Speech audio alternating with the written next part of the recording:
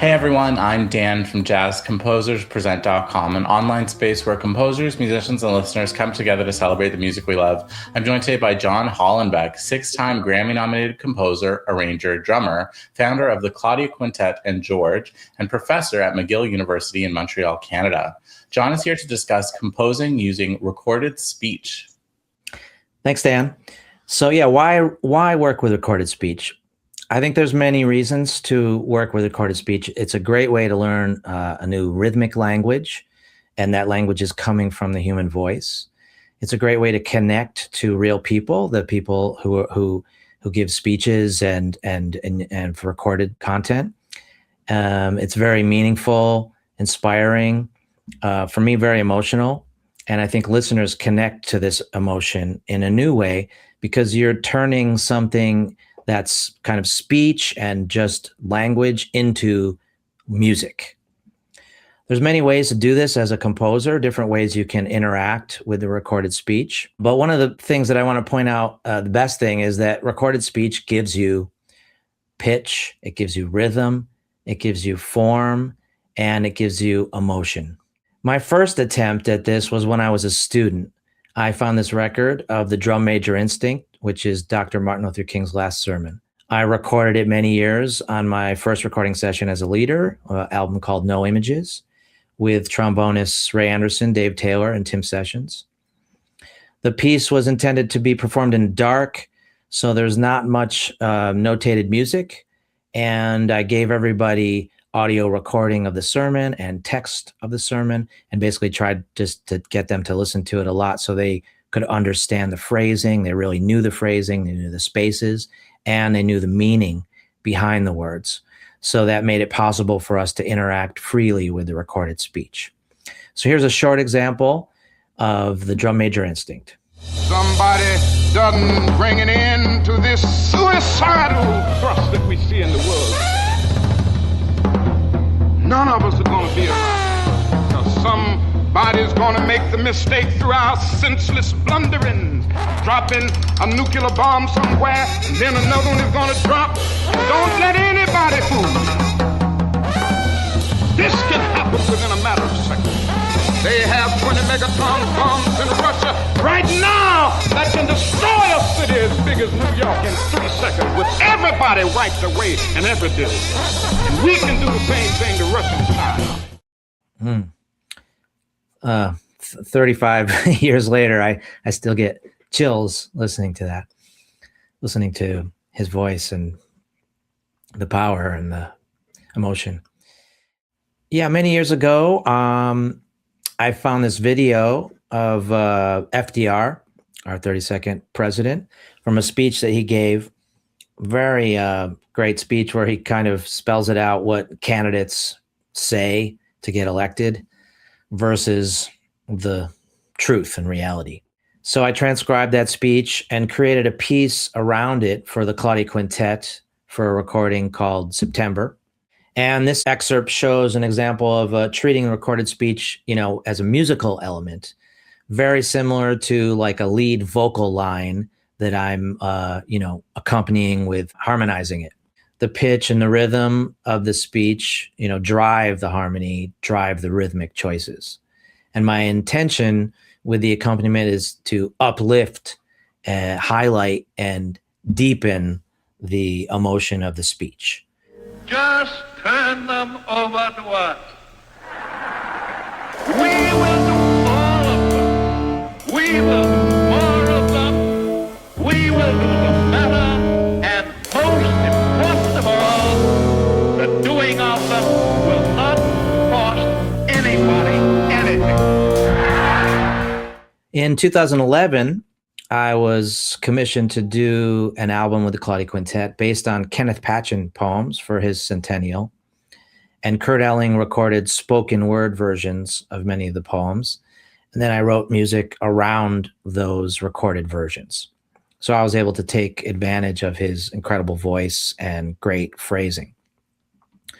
In this next piece, which is the title track of the album, titled What is the Beautiful, I tried to embed the voice more into the band, treating it not as much like a lead instrument, but just as one of the instruments. I let go of the pitch in this case and just concentrated on the rhythm and the phrasing. And also in this example, the piano is improvising, so it's really supposed to sound kind of like the piano and the voice are kind of playing a duo, and the band is accompanying them. So this is What is the Beautiful. Pause and begin again. A narrow line, walking on the beautiful ground, a ledge of fire. It would take little to be free, that no man hate another man because he is black, because he is yellow, because he is white, or because he is English or German, or rich or poor, because we are every man. Pause and begin again. So for that same record, I did another poem called Showtime. And in that one, I transcribed the rhythm and melody. I tried to do it as accurately as possible. And we kind of take turns playing the melody with Kurt, with the recording of Kurt reciting the poem. In this example, there's some musicians that are playing with Kurt in unison, and then other musicians that are improvising in another tempo, which creates a collage.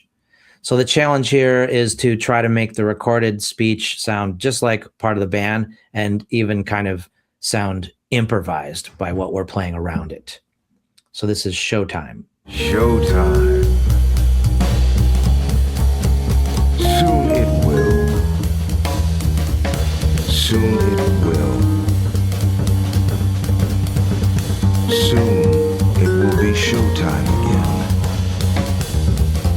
Somebody will paint beautiful faces all over the sky. Somebody will start bombarding us with really wonderful letters. Letters full of truth and gentleness and humility. Soon. It says here. So for my last example, I kind of want to show you where this has gotten me to by using recorded speech a lot, working with it in various ways. This is a piece called Washington Carver from the album Letters to George by my band George. So in this case, I'm relying on my past experiences with speech to intuitively create a melody and rhythm. It's not based on an actual recorded speech, but this kind of language of speech that I think I've absorbed a little bit through working with many recordings. Yeah, so in this example, I had like a harmonic setting, and I tried to imagine a speech and then wrote down phrases from this, from kind of what was in my head. I think the melody, even though it's kind of weird, has a inner logic and structure that makes sense because it's based on the intention anyway of speech and human phrasing. So this is an excerpt from Washington Carver.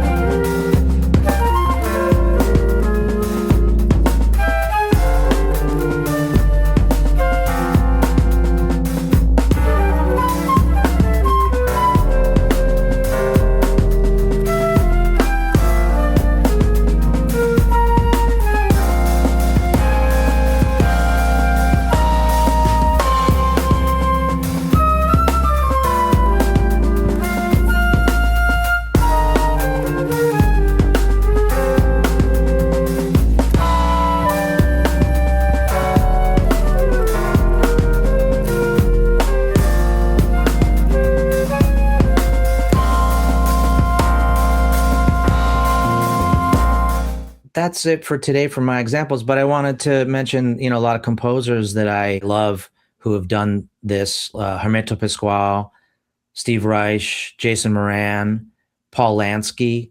When I was in high school, we played a great setting of the words of Abraham Lincoln with a live speaker by Aaron Copland, a piece called Lincoln Portrait.